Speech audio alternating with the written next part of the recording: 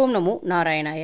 நம்ம இப்போது பிரம்மா, விஷ்ணு, சிவன் இந்த 3 பேர்த்தையும் நம்ம எந்த காலங்களில் வழிபடணும் அப்படிங்கிற இந்த தகவலை பார்ப்போங்க. முதலாவதாக பிரம்மாவுக்கு கும்பிடக்கூடிய காலம் விஷு புண்ணிய காலம். இரண்டாவது விஷ்ணுபதி புண்ணிய காலம். மூணாவது சிவபெருமான் ஷடசீதி புண்ணிய காலம். இப்படி வகைப்படுத்துகிறாங்கங்க காலங்களை. அதாவது சூரியன் ஒரு ராசியிலிருந்து இன்னொரு ராசிக்கு போகிறத தான் நம்மளுடைய தமிழ் மாதத்தில் நம்ம மாதங்களாக அமைக்க வச்சுருக்கோங்க. இதில் பார்த்தீங்க அப்படின்னா சித்திரை, வைகாசி, ஆனி, ஆடி, ஆவணி, புரட்டாசி, ஐப்பசி, கார்த்திகை, மார்கழி, தை, மாசி, பங்குனி இப்படி 12 மாதங்கள் வகைப்படுத்தப்படுதுங்க. இந்த 12 மாதங்களில் முதல் மாதமாக இருக்கக்கூடிய சித்திரை பிரம்மாவுக்கும், வைகாசி விஷ்ணுவுக்கும், ஆணி சிவபெருமானுக்கும் அப்படின்னு சொல்லி சொல்கிறாங்க. ஸோ தமிழ் மாத பிறப்பில் வரக்கூடிய முதல் நாள் இந்த புண்ணிய காலங்கள் பிறக்குதுங்க. சித்திரை, வைகாசி, ஆணி 1, 2, 3. அடுத்து பார்த்திங்கன்னா 4, 5, 6. 4, 5, 6ல் மறுபடியும் பிரம்மா, விஷ்ணு, சிவன்.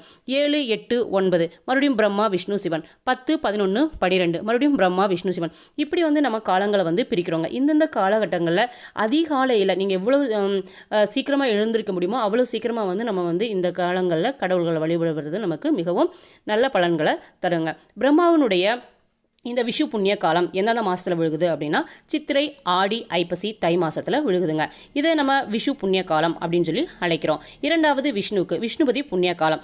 வைகாசி, ஆவணி, கார்த்திகை, மாசி இந்த 4 மாதங்களும் விஷ்ணுவுக்காக நம்ம கொடுக்கக்கூடிய காலங்க. இது விஷ்ணுபதி புண்ணிய காலம் அப்படின்னு சொல்லி சொல்கிறாங்க. ஷடசீதி புண்ணிய காலம், அதாவது நம்ம சிவபெருமானுக்குரியது. ஆனி, புரட்டாசி, மார்கழி, பங்குனி இந்த 4 மாதங்களும் சிவபெருமானுக்குரிய மாதங்கள். இந்த மாதங்களை நம்ம ரொம்ப ஈஸியாக ஞாபகம் வச்சுக்கணும் அப்படின்னா 1, 2, 3 அப்படின்னு வர்றப்போ முதல் மாதம் பிரம்மா, விஷ்ணு, சிவன். அடுத்து மறுபடியும் ஆடி, ஆவணி, புரட்டாசி பிரம்மா, விஷ்ணு, சிவன். ஐப்பசி, கார்த்திகை, மார்கழி மறுபடியும் பிரம்மா, விஷ்ணு, சிவன். தை, மாசி, பங்குனி பிரம்மா, விஷ்ணு, சிவன். இந்த காலங்களில் பக்கத்தில் இருக்கக்கூடிய பழமை வாய்ந்த நம்மளுடைய பிரம்மா, விஷ்ணு, சிவனுக்குரிய கோயில்கள் எது இருந்தாலும் அதிகாலையில் எவ்வளோ சீக்கிரம் போக முடியுமோ அவ்வளோ சீக்கிரத்தில் நம்ம கோயில்களை 27 முறை வலம் செய்யலாம். 27 முறையிலும் எந்தெந்த கடவுளை கும்பிடுறோமோ அந்தந்த கடவுளுக்கு தகுந்த மாதிரி மலர்களை கொண்டு போயிட்டு அந்த ஒவ்வொரு சுத்துக்கும் ஒரு மலர்களை போட்டு கணக்கு வச்சு நம்ம சுற்றி வரலாம். இல்லை உங்களால் கோயில்களுக்கு போக முடியல அப்படின்னா உங்களுடைய வீடுகளிலேயே அதிகாலையில் பிரம்ம முகூர்த்தத்தில் பெருமாளையோ இல்லை சிவபெருமான், பிரம்மா தேவர் எல்லாத்தையும் நம்ம வீட்டில் விளக்கேற்றி நம்ம வழிபடலாங்க.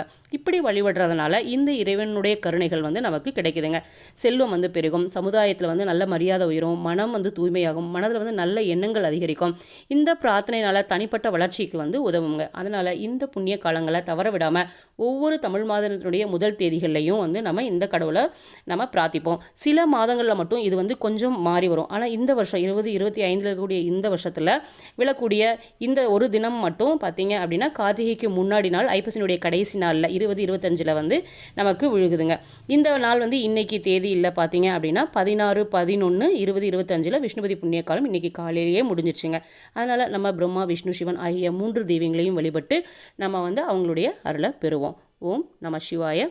ஓம் நமோ நாராயணாய. பிரம்மனே நமக.